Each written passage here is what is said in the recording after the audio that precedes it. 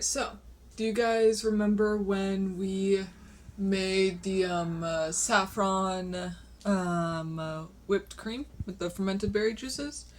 Well, and how terribly it was with the gelatin molds.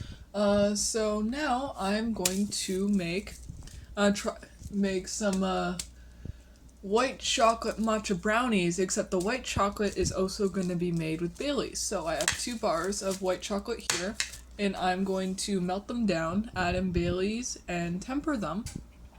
And of course, like adjust the measurements and all that so it will properly temper and the alcohol won't affect it all that much, other than the flavor.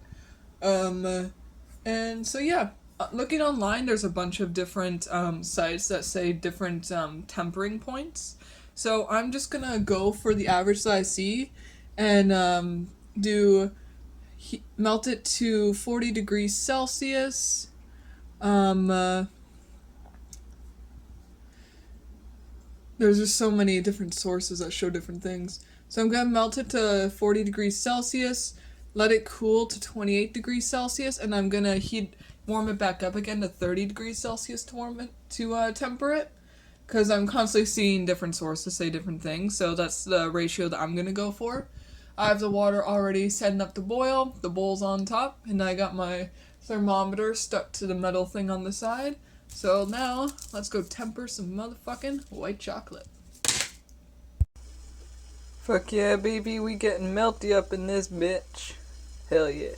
Alrighty, to start, I'm gonna do half of a third of a cup, so 1/6 cup of Bailey. Might have been too much Baileys. Alrighty. Now I just gotta let it cool a bit, reheat it a bit, and then gonna toss it in the fridge. Shit's been heated up, so now I'm just waiting for it to cool, and while I do that, I'm just gonna watch a quick video. Alrighty, chocolate has been tempered, time to toss in the fridge overnight. Hell yeah. Alrighty, so we are now working on the mix. It turns out I had not even a quarter cup of flour left in my apartment, so we're gonna make a small, like, 1 to 2 portion brownie. Which is fine, because I have a small, like, loaf pan that I can use and just some aluminum foil to make it even smaller. But yeah, it tastes pretty good, honestly. Alright, let's do a quick brownie batter taste test. Ooh, that's good.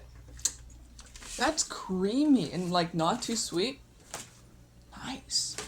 So, as for the tempered chocolate, it's not. But it still tastes good. It has more of the consistency of fudge. It tastes really good. But yeah, no. First time tempering white chocolate, didn't go too well. But I can still use it. Alrighty.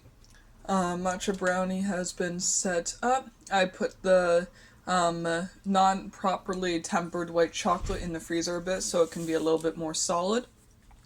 And now I'm just gonna dip a few more on top and then gonna toss in the oven, and over here I have a little water bath.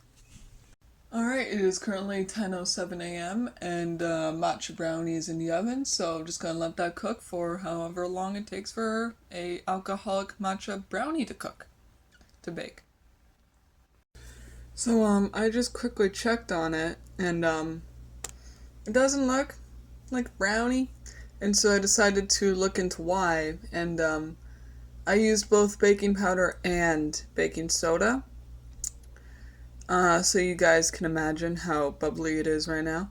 I'm letting it cook for a bit longer, and then I'm gonna let it sit out and set for a bit. And we'll just see how this goes with the addition of baking soda. Probably should have looked into that beforehand, because everything I make I do baking powder and baking soda, except cookies. I only do baking soda for that one. Let's see how this goes. So, this is what a matcha brownie looks like with the addition of baking soda. And, the toothpick is coming out clean, which means it's cooked. But problem is, there's chocolate in here, so it shouldn't be coming out clean like this. Alright, it is the next day. The brownie has set a bit more, so let's give it a nice taste test.